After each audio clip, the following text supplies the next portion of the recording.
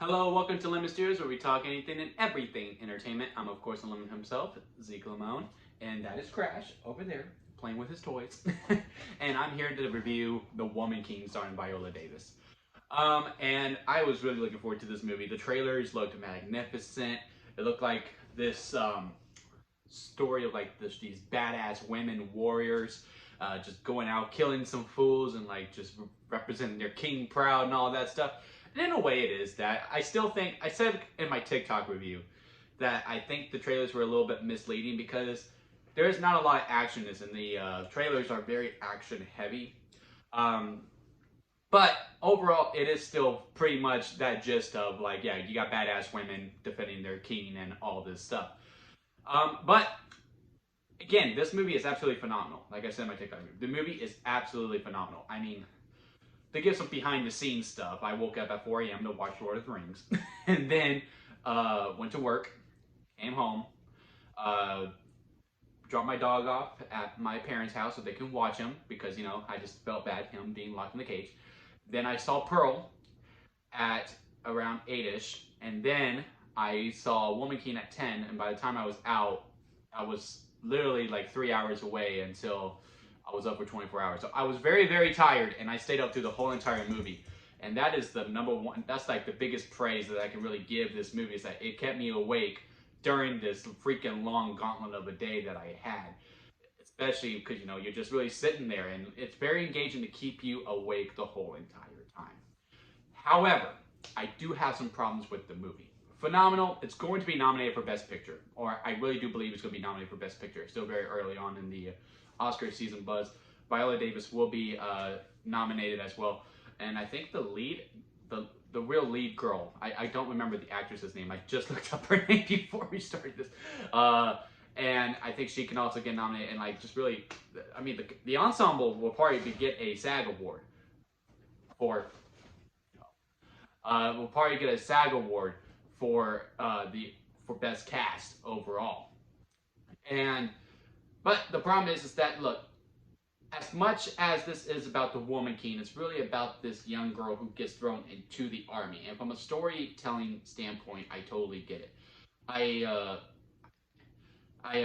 need to like look up the story of the Woman King, and that's another thing this movie did for me. It made me want to read about this story, about the Woman King and who she was, and like how this story is so significant. Like I'm really curious because, you know, I think the character is so cool. But it also follows this young girl who gets thrown in, learning how to do the stuff and all that, and she's kind of brash. You know, she talks back and all of this stuff, and that storyline is like the main focal point, along with Viola Davis's The Woman King, and sometimes it clashes, and it's just like, okay, well, where are we going? Where are we following? It's not a smooth stream line to me, anyway. I mean, it's 99% on audience reaction, like a 96% on critics. So who am I? I might be one of the very few who thinks that criticism. But again, from a storytelling point, I get it, because, you know, you need someone to teach you the ways of this stuff, but also the ways of this stuff. That was a horrible analogy by me. Teach the ways of the warriors, of how they learn and how they train and all that. And all that fun jazz. I totally get it. But even then, like there's this badass scene in the trailer. There's a badass scene in the movie as well where, oh crap, what's her name? She was in Captain Marvel. I forgot the actress's name. Where they have like a spear, and like there's the men warrior as well, and they're like doing this battle. And then like she wins, she pulls it out, and she's like, yeah, and all the females are going, yeah, you got him, and like it's this really cool scene. But at the same point, I'm like, well, what was the significance of it? Like sometimes in this movie, it was like, okay, we're just gonna be cool for the sake of cool, which honestly I have no problem with. Like, it's a very minor criticism, but at the same time, I'm like, well, why? Because I really want to know. I really wish. Part of me kind of really wishes this was more about just Viola Davis and the Woman King and learning about the kingdom and all this stuff, the king. Because she also has this feud with the king's wife as well, the queen. And, you know, they kind of just say it like, yeah, no, they don't like each other. And then like it's not really emphasized anymore. Like, you just know, like, there's always this tension there. And just, there's also the men warriors, and like they constantly disagree, and like, oh, they had one scene where they disagree, and they're like, oh, we finally agree on something. Like, no, I wish I would have saw a little bit more of that. And also, everyone's a great singer.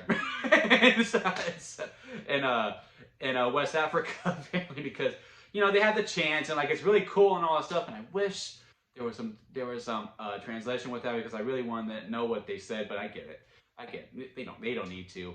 But it was it's beautiful. But at the same time, like, man, I wonder if choir lessons are part of like being a warrior because like literally everyone's so good at singing. But again, all of these criticisms that I have with the movie are just from personal preference. Like, I don't think it's really that. It doesn't make the movie bad. It doesn't make the movie wonky for me. The only real true criticism that I have is that I think the two main storylines kind of clash with each other sometimes. But later on, when they do like really collide very well, because they are kind of like they like touch each other and then they go their separate ways. But then once they come together, the movie really, really sings. And it's at its really strong point, which is in the third act, which is really, really good.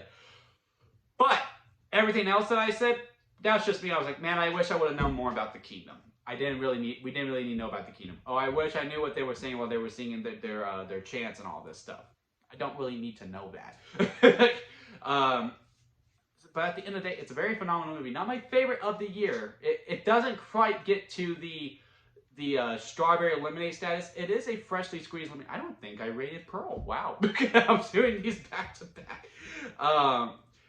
But yeah, if I had to rank it on a lemon scale, sour lemon at the bottom, expired store-bought lemonade, I am all over the place, guys.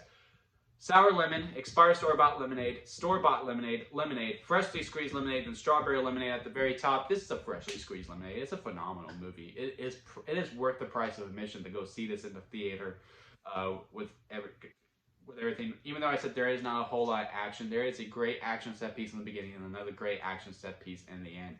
And there are some good like fighting lesson things within the middle with the training of the warriors and all that stuff.